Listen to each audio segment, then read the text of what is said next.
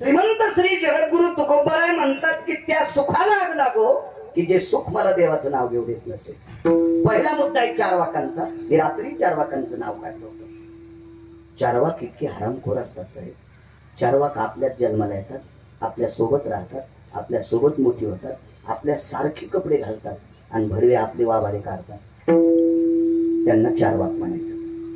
चारवाक कधी पण आपल्या धर्माचे वाबाडे काढतात. ही चारवाक असतात, ही नालायक असतात, चारवाक असतात. तुम्ही अजून बी काही लोक म्हणा कीर्तनानं कुठे सुधारले, तमाशानं कुठे बिघडले, अशी म्हणणारी भडवे आपल्यात येत, अशी म्हणणारी नालायक आपल्यात येत.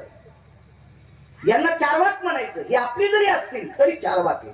हे सूर्य चंद्र सूर्य निर्माण झालेत का, हे विश्व निर्माण झालं का, त्यावेळेस पासून या नालायकांची संख्या आहे. अशा एका चारवाकांनी प्रश्न केला, का हो तुकोबाराय म्हणतात सुखाला आग लागो, सुखाला आग लागो, मग या संतांकडे सुख आहे का? त्याला माहित आहे का नालायकांना संतांकडे किती सुख आहे? ज्याच्या कृपेने साहेब विश्व चालतंय ना. वृक्षाचे पान हरे ज्याची सत्ता, राहिली अंता मग कोठे. हो तुझिया सत्तेने वेदाशी बोलणे, सूर्याशी चालणे तुझिया बळे. आता बिना मंडपाची सावली दिली का नाही? किती पुस्तकं वाचणारी इथं आल्यावर सूर्य उघडा पाडी. किती किती पुस्तकं वाचल्या सूर्य उघडा पाडू शकते. आणि जर ऊन पडल्या माऊली तो करू शकतो सावली? नाही ताकद. ही पंढरपुरातल्या मालकात ताकद आहे, ही काशीतल्या मालकात ताकद आहे. बाकी नाही कोणात ताकद, ही त्यांच्यात ताकद आहे. मग ऊन पाडायची, शिराळ पाडायची, पाऊस पाडायची, गारा पाडायची, कोणात ताकद आहे? त्याच्यात. तो मोठा किती असेल याचा विचार करा. त्याच्या मोठेपणाचं माप काढायला आपल्याकडे तराजू आहे का? नाही. अजून एक मोठेपण सांगू का त्याचं? साध्या भाषेत कळेल, रुचेल, पचेल अशा. जास्त मी अडचणीत हात घालीत नाही, इचू निघत असते. कशा लोक अडचणीत हात घालायचं? आपलं सोपं बोललं पाहिजे. उगा जास्त काय. तुम्हाला आणि मला किती दिवस वाचवायचे हे ज्याच्या हातात आहे त्याला जगाचा बाप म्हणतात. डॉक्टर साहेब तुम्हाला मान्य करा, एखाद्या पेशंटची परिस्थिती वैद्यकीय क्षेत्रातल्या औषध गोळ्याच्या पलीकडे गेल्याच्या नंतर तुम्हीच सांगतात आता घरी घेऊन जाण, पाहुण्याला बोलवा. हे तुमचेच वाक्य आहेत का? मला याच्याकरता सांगायचंय, काही नालायक लोक एखादा पेशंट गेल्यावर डॉक्टरच्या कॅबिनला गर्दा करते. मी रात्री काल दुपारच्या कीर्तनात डॉक्टर ही व्यक्ती आजाराचा निदान लावून औषधोपचार करणारी व्यक्ती. देव नाही. वैद्य वाचविती जीवा तरी कोण ध्याती देवा. आयुष्याची मर्यादा संपल्यावर डॉक्टरला जावं लागत नाही का? जावं लागते. हे तितकंच खरंय. मग तुम्हाला आणि मला इथं किती दिवस ठेवायचं हे ज्याच्या हातात आहे त्याला जगाचा बापच म्हणावं लागेल ना. विश्वाचा मालक म्हणावं लागेल. विश्वाचा मालक. याच्याही पलीकडे सांगू का, तुम्हाला श्रीमंत किती करायचं आणि भिकारी किती करायचं हे पण त्याच्याच हातात आहे. येन प्रारब्धो वयो याती ललाटम प्रपटलेषु अर्थे यत् संपने जायतो भनंगाम भनंगा भनंगा यच्चायते पांतस्ता. भनंग म्हणजे भिकारी. राम म्हणजे राजा. राजा करायचे, भिकारी करायचे. ललाट प्राप्तो यच्चायते सगला तुम हस्ते शिक्रियानाम. या सगळ्या गोष्टी त्याच्याकडे येतात. म्हणजे भिकारी करायचंही त्याच्याच हातात, श्रीमंत करायचं त्याच्या हातात, राजा करायचं त्याच्या हातात. वाचित कोण नाही हो. तुमच्या सोबत जितके विद्यार्थी होते तितके डॉक्टर झालेच का? तुम्ही जितके गायनाच्या परीक्षेत बसले तितके विशारद झालेच का? लय मशी सांभाळायलेत ना. माना लागेल का नाही? याच्यासाठी कृपा लागेल का नाही तुम्हाला? ठीक आहे, तुमच्या वंशाची कृपा असेल, प्रांताची कृपा असेल, परिसराची कृपा असेल, साधू संतांची कृपा असेल, मग त्यांच्यावर नव्हती ना. सगळे शिक्षक झाले झाले तुमच्या बरोबरचे नाही. कितीतरी ट्रॅक्टरला गिरीस घालावे. हे कोणाच्या हातात आहे माहिती? त्याच्या हातात. तुमच्या सोबत पकवाद वाजणारे सगळेच झाले का तसे? नाही होऊ शकत, नाही होऊ शकत. हे सगळं त्याच्या हातात आहे. मग इथं तर विचार करा ना, तो किती मोठा आहे. विश्वाच्या घडामोडी करायची ताकद त्याच्यात आहे, पण त्याला सुख नाही. त्याला सुख नाही. कोणी सुख दिले? संतांनी. संताचे सुख झाले या देवा, संताचे सुख झाले या देवा, सेवा करे त्यांची, सेवा करे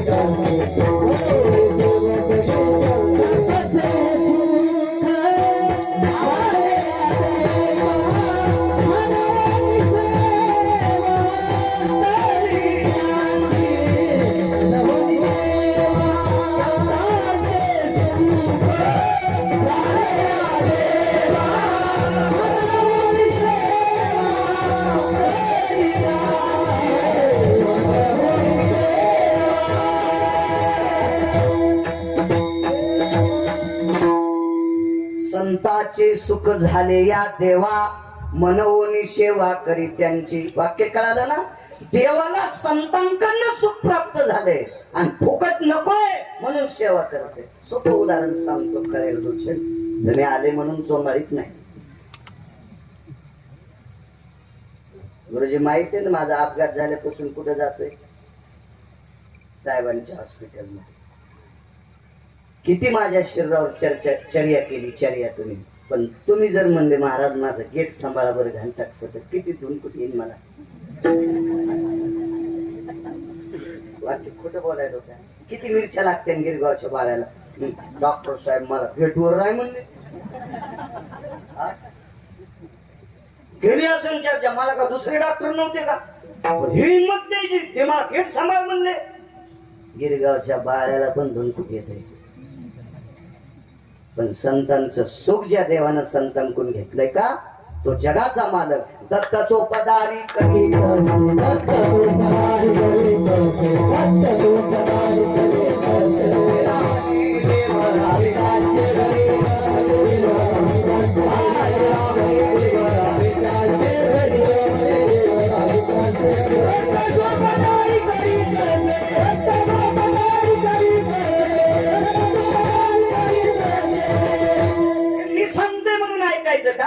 संत शिरोमणी निळोबाराय म्हणतात, निळा म्हणे देव रामे त्यांचे घरी, आम दत्त चोपदारी करीत असे.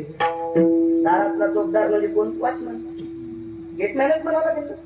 मग जगाचा मालक संतांच्या सुखाचा परतावा करत असताना वॉचमन झालाय, याचा अर्थ देवाकडे सुख नव्हतं. अजून एक पुरावा सांगतो मागच्या मंडळींना, की देवाकडे जर सुख असतं तर वैकुंठातून संतांच्या या सुखा काळे देव वेडावला, या सुखा काळे देव वेडावला,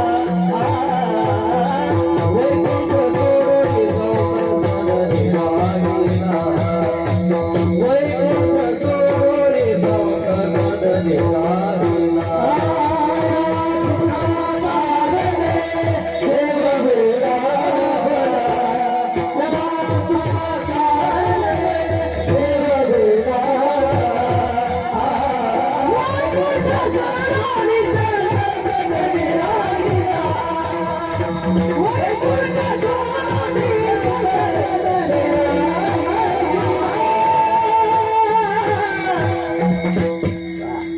सहज नाव विसरलं.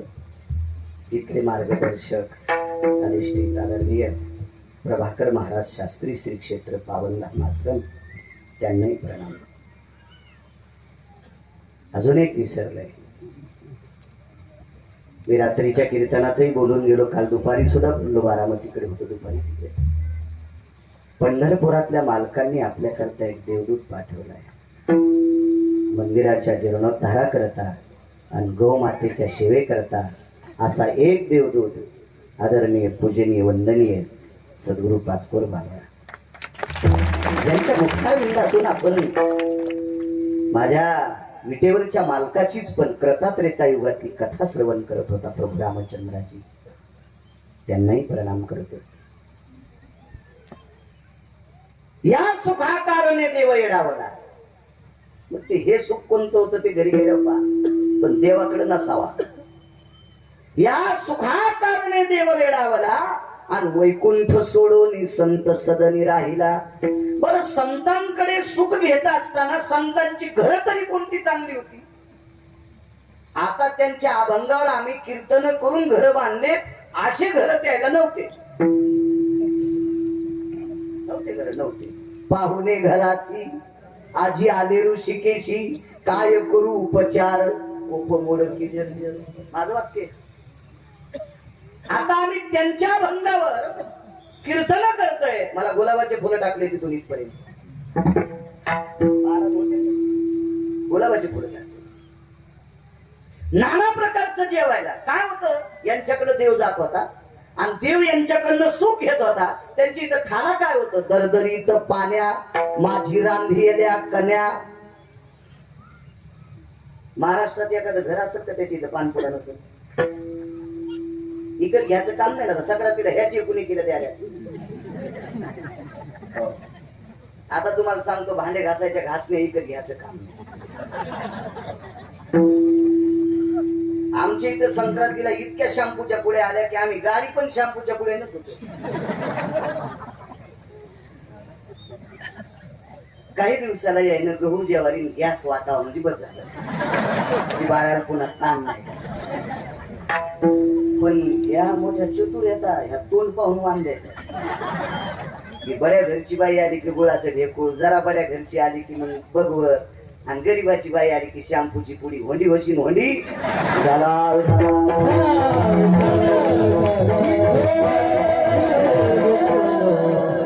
पंक्तीत आणि वानात. वान म्हणजे दान.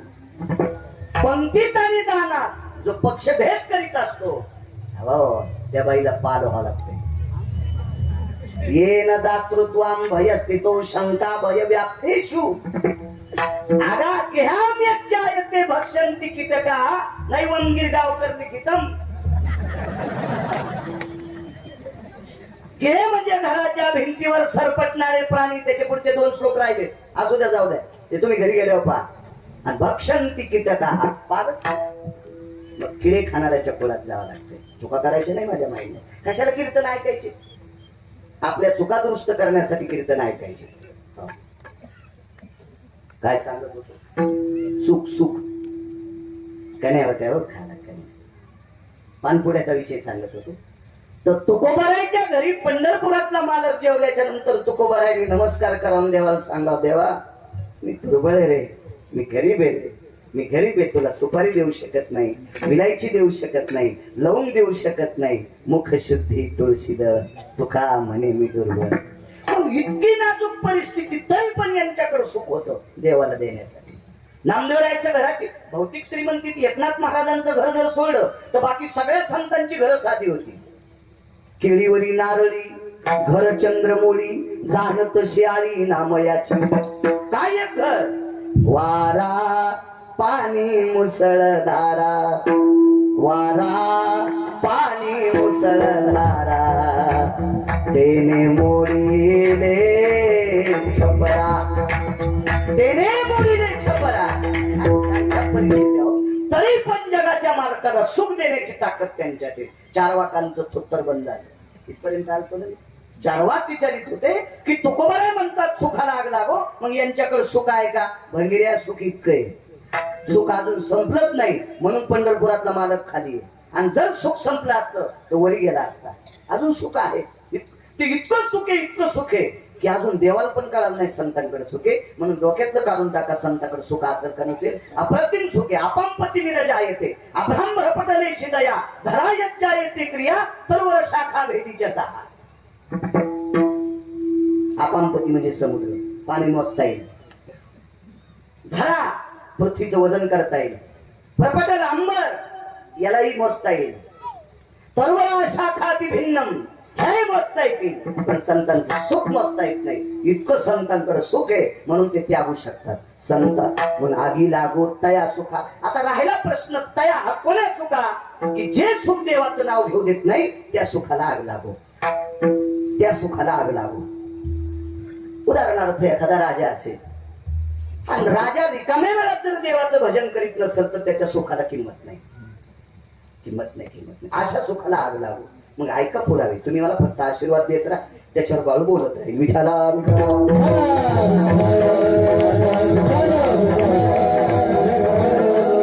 एक माणूस म्हणला काय सांगायचं महाराज, लग्नाच्या आधी बऱ्यापैकी सुख होत, पण काय झालं लग्न झाल्यापासून फार आणा पाठीमागे लागला महाराज. काही सत्यात येणं होत नाही, तुम्हाला फोन करणं होत नाही, काहीच नाही. काय महाराज लय चांगलंय व्याप, काय सांगायचं. त्या 7-8 म्हशी 9-10 गाई, ते दूध नेणं पेंड आणणं, ते पैसे. अहो महाराज बँकेत टाकायला वेळ नाही. अरे बापरे, रावणाचा चुलताच कोणाला सांगायला, गिरगावच्या बाळ्याला काय सांगायचं महाराज. वेळच नाही, वेळच नाही, वेळच नाही, वेळच नाही.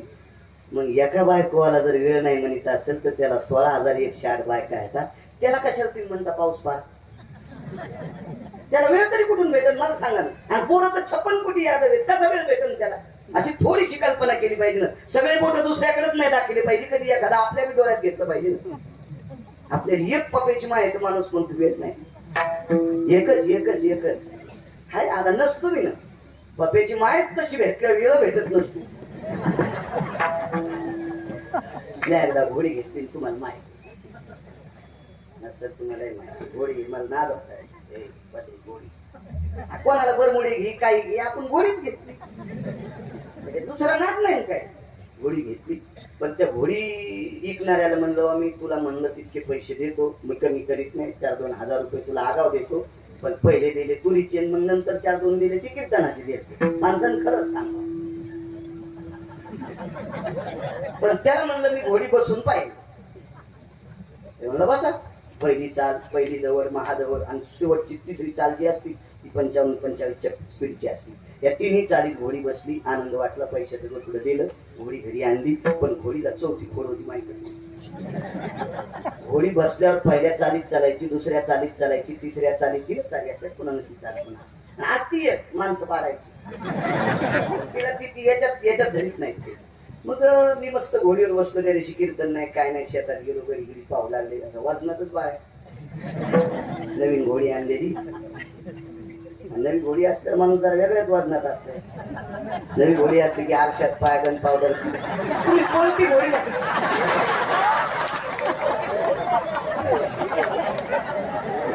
बदरी, तू गैरसमज करून घेऊ नको. मी घोडी म्हणायलो, घोडी. हे असं होतं बघा विठाला.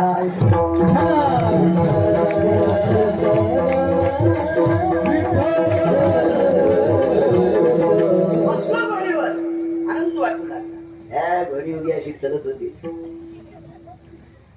मनका पण हलत नव्हतं, मनका पण. घोडीला एक खोड होती, बोर दिसली की तिच्या खालून जात होती. लोंकाळ्याला बोरी खालून जात होती, लोंकाळ्याला. मी आधी 4-2 बाऱ्या बसलेलो होतो, म्हणून मला कळालं आता घोडी काय आखडत नाही गडे, ही बोरी खालून जातील, आपलं थोतर वरबाडी ती उडी आली. धकलं धकलं धकलं. अशा घोडीवर बसण्यापेक्षा पायी पायी चाललेलो आहे का नाही. अशी घोडी माणसाच्या जीवनात भेटू नये. मी घोडी म्हणायलो, आयंदळ घोडीशी पायंदळ भला आणि अवकुशळ बायकुशळ सांगूच नका. वैकुंठवासी बापूसाहेब मालक, दिंडी क्रमांक 15चे मालक म्हणायचे, आयंदळ घोडीशी पायंदळ भला आणि अवकुशळ बायकुशळ आणता भला. मी नाही म्हणायचे, ते म्हणायचे. मग अशी जर असल तर वेळ देत नाही भजनाला, अशी जर असेल तर भजनाला वेळ देत नाही ना. अशा सगळ्या नसू शकतात ना. सगळ्यांनी तेच म्हणावं, मी प्रपंचात आहे, मला भजनाला वेळ भेटत नाही, मला भजनाला वेळ भेटत नाही. मूर्खपणाच होतो. 1800 बायका साहेब, 1800 नागरे, जर 1800 कशा होत्या. इथं बसलेल्या माझ्या माईंना सांगतोय, त्या 1800 बायकांमुळे तुम्हाला श्रीमंत पदवी मिळाली. ज्या घरी कुलस्त्रिया, राज्य, राणी व संपत्ती, त्या इतक्या इतक्या अधिकारी होत्या, इतक्या अधिकारी होत्या. त्या 1800 पैकी एखादी जर रात्री 1 वाजता उठली ना डॉक्टर साहेब, 1 वाजता उठल्याच्या नंतर पहिला हात तिचा डोक्याच्या पदराला जायचा, पदर सरकलाय का पडलाय का डोक्यावर, तिचा आचळू सरसावला, तिचा आचळू सरसावला. आचळू म्हणजे पदर. इतक्या नीती संपन्नीतल्या होत्या. आता राहू द्या, तुम्हाला लागत. मी त्या सांगायलो 1800, मी तुम्हाला कुठं सांगायलो, मी तुम्हाला नुसतं सांगायलो, तुम्हाला बिघडू तुम्हाला माहिती. आणि जर तुम्हाला आचरणात आणायचं असेल तरी पुराणातल्या 2 गोष्टी सांगतो. देवानं पैसे कोटीनं द्यावा पण उघडे नाही ठेवा. देवानं पैसे अब्जानं द्यावा पण उघडे नाही ठेवा. देवानं पैसे खरवानं द्यावा. जिंच्या पॅन्टीवाल्याला आकडा कळत नाही, फक्त हो म्हणा. निखरवानं द्यावा, पद्म देवा, शंखू देवा. एकावर किती शून्य म्हणजे शंखू.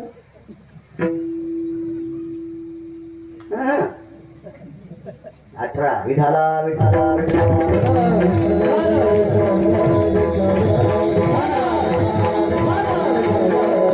इतके पैसे द्यावा पण डायरेक्टच्या पुढून नाही ठेवा. पैसे डायरेक्टच्या पुढून उघडे खाची वस्तू. लक्ष्मी झाकलेली असावा. एक देशायाम भारतेषु अंगनास्तताम सर्व कायाम अंबरेषु यत् पुनिता वर्षायाम मात्रेषु स्थिता. जाबारी नावाच्या साधूचं वाक्य. रमा म्हणजे पैसे झाकलेले असावा. देशायाम भारतेषु कामिना म्हणजे स्त्री. अंगा कायान्वरधेषु अंबरा. काया म्हणजे शरीर आणि अंबर म्हणजे वस्त्र. सगळं अंग झाकलेली स्त्री असली की तिला नमस्कार जगदंबा म्हणून करत जावा. पैसे झाकलेले असावा आणि या देशाच्या स्त्रीने जास्तीत जास्त अंग झाकलेला असावा. हा वारकरी संप्रदायाची, पुराणाची, वेदाची, शास्त्राची, ऋषीची, मुनींची मनोगतातली गोडशी कल्पना. विठाला विठाला.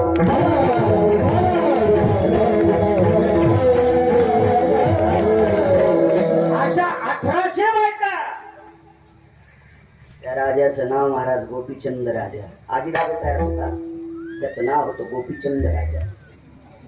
गोपीचंदाला मुलगा झाला मुक्तचंद. आईचं नाव मैनावती. आगी लागत आहे असं का सांगतोय काय मालकांचा. 1800 बायकापैकी रोज 300 बायका आंघोळ घालीत होत्या. मी काय तिथला सरपंच नव्हतो असं पुराण सांगते. पाहावे पुराणी विचारून पुराण सांगते. रोज 300 बायका. सनई, चौघडा, सूर, बावनिया चंदनाचा चौरंग, सोन्याच्या फिरक्या, हत्तीच्या दाताचे पाय चौरंगाला. एवढं वैभव होतं त्याचं. त्याचं नाव होतं गोपीचंद. त्रिलोचन राजाचा पुत्र. बापाचं नाव त्रिलोचन, मुलाचं नाव गोपीचंद, त्रिलोचनाच्या नातवाचं नाव मुक्तचंद. त्याच्या पुढचं ऐकायचं का? पण हेच 3 ध्यानात धरा. बस झालं. जास्त गोळ्या घेतल्या मला वाटतं रिॲक्शन येते ना, त्याच्यामुळे बस झाली 3. त्याच्या पुढचं पुन्हा कधी पाहू. असा हा गोपीचंद. पण त्रिलोचन नावाचा राजा निघाला. एके दिवशी गोपीचंदाचं स्नान चालू आहे. आई गोपुरावर होती. गोपूर म्हणजे माडीची पडवी, ज्याला आपण सायवन म्हणतो. खालचं वरचं जेवढे मजले असतील तेवढे. आपल्या आताच्या भाषेमध्ये पोर्च म्हणावं लागेल. पोर्च. पडवीत होते, पोर्च्या सायवानात होते. आणि वरून चौकात आपल्या मुलाचं स्नान आई पाहत होती. सुरसनई चौघडा वाजत होता. काही पत्न्या पाणी घालीत होत्या, काहीने उठणं लावलेलं होतं. काय काय वैभव. या विश्वास संसारात फक्त 9 लोकांचं वर्णन केले, त्याच्यापैकी एक रावणे. 1 नंबरला संसारात सुख कोणी भेटलं असेल तर त्याचं नाव आहे राजा भरत. त्याचं नाव आहे राजा भरत. याच्या भौतिक श्रीमंतीचं वर्णन पैठणच्या मालकांनी गोडस सुंदर केलंय. कधी जर वेळ भेटला, रिकामा वेळ, तर भंगिऱ्याला चाटिंग करण्यापेक्षा चांगल्या माणसांच्या वयावाची जा. देव तुमचं खूप चांगलं करेल. विठाला विठाला.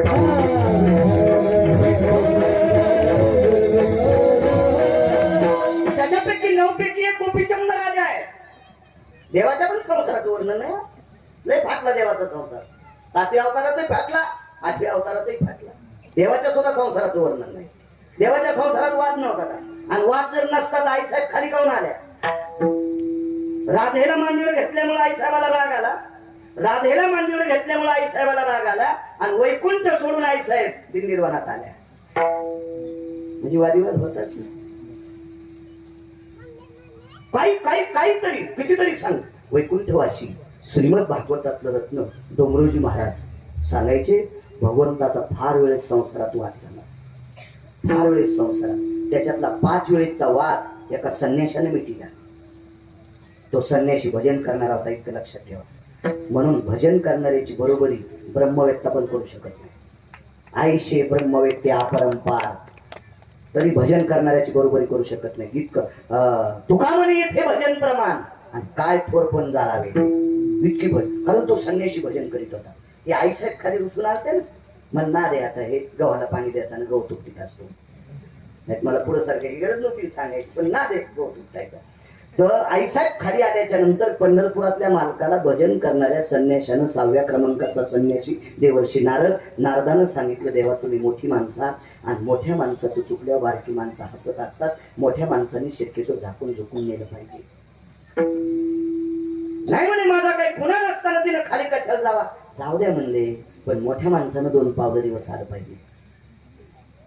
मग भजन करणाऱ्या नारदासारख्या संन्याशाचं ऐकून भगवान वैकुंठातून खाली आले आणि रुक्मिणीने सांगितलं, रुक्मिणी आता काय ताण घेऊ नको, मी आलो ना. आले मग काय झालं, भजन तर तिथंच आहे राधा कृष्ण, ताण घेऊ नको. आता राधा कृष्ण म्हणायचे नाही, आता विठोबा रुक्मिणी. मग सांगा वेळ झाल्यावर चांगले पत्री इतकं इतकं इतकं इतकं इतकं यावं लागलं का नाही खाली. म्हणजे पती का नाही, कोणती गाठी होत्या का नाही संसारात, पण एका तिला इतकी गाठ नसणारा संसार गोपीचंदाचा. इतका संसार सुरू. आईला दुःख वाटलं. गोपुरावर लढत होती, डोळ्यातलं ते पाणी एक थेंब असा पाठीवर पडला आणि तेजाब जसं अंगाला लागावं तितकं चटकानी बसती. विस्तू अंगाला लागल्यावर जशी चटकानी बसती, गरम वस्तू अंगाला लागल्याच्या नंतर जशी चटकानी बसती, तितका पाठीवर असा टर टर टर टर टर टर टर फोडत आला. असा जीव झाला, असं पाहिलं. प्रत्येक पत्नीने सांगितलं आम्ही काहीच नाही. वरी पाहिलं तो गोपुरावर आई होती, आई होती. तेवढ्या पत्न्यांना बाजूला लोटलं, बाजूला लोटलं आणि जिन्यावरनं गोपुरावर पोचले. ओल्या कपड्यानं आईच्या पुढे मांडी घालून राजा बसला. त्या राजाचं नाव होतं गोपीचंद राजा. मा तू का रडतेस, तुझ्याकडे कोणी वामदृष्टीने पाहिले? एखाद्यानं वाईट जिभेनं तुला एखादा शब्द वापरलाय? आई तुझ्यानं एखाद्यानं कोणी असं वाईट बोट दाखवलंय? नाही रे बाळा, नाही. नाही वाम रसना प्रगल्भेशी, अशी कोणाची रचना प्रगल्भ नाही की त्याने मला वाईट म्हणावा. ही ती चक्षुभय व्याप्ती, असे कोणाचे डोळे ताकदवान नाही की ज्यानं तुझ्या आईला वाईट दृष्टीने पाहावा. हे ती पारणीर भय जा येते. अरे एखाद्याचा हात असा ताकदवान नाही, पारणी म्हणजे हात, की त्यानं मला त्याच्या हातानं भय दाखवा. असा हात कोणाचा मला अजून सापडलेला नाही. मग आई तू रडतेस का? मला तुझं दुःख वाटते. आई मी दुःख नाही ना, मला 1800 पत्नी आहेत. काय वैभव आहे माझं, माझ्या किती सात्विक पत्नी आहेत. अगं माझ्या पत्न्यांचं वर्णन ऋषी मुनींनी करावं. या देशातली सर्वात मोठी श्रीमंत संपत्ती काय असेल तर या देशाची स्त्री आहे असं ऋषींनी माझ्या पत्न्यांना बघून पदवी दिली बायकांना. राज्य राणी व संपत्ती इतक्या श्रीमंत आहात तुम्ही. सोप्या भाषेत सांगू, रयतेचे राजा छत्रपती शिवाजी महाराज तुमच्या पोटातून जन्माला आले. धर्मनिरपेक्ष महाराणा प्रताप तुमच्या पोटातून जन्माला आले. 6 पातशाहीपैकी 2 पातशाहींनी शंकराची मंदिरं पाडली. जगाला सावली देणारं विश्वाचं दैवत शंकर, आणि या शंकरावर सावली जिनं केली ती देवी अहिल्याबाई होळकर तुमच्या पोटी जन्माला आली. ज्ञानोबाराय तुकोबाराय तुमच्या पोटी जन्माला आले. म्हणजे रत्नांना जन्माला घालणारं रत्न किती मोठा असेल. राज्य राणी व संपत्ती, या देशाची तुम्ही संपत्ती आहे. आई रडू लागली.